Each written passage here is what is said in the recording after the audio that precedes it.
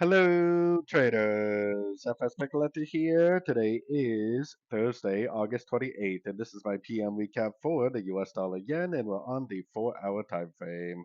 So, on the 4 hour time frame, we did end up continuing down a little bit, but wanted to start on the 4 hour time frame because it's very clear that we are in a very, very tight range right now that we definitely still have not broken out of.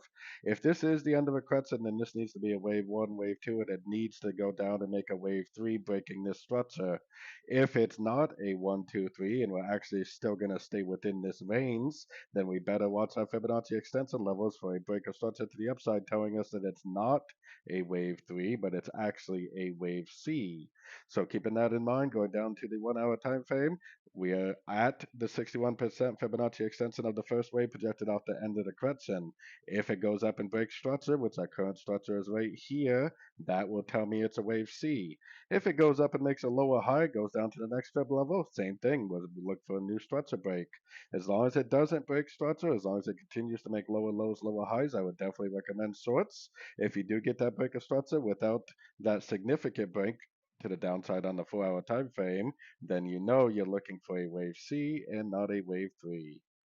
So anyways, don't forget to check out my website linked over here in the corner. And as always, thank you for watching and happy trading.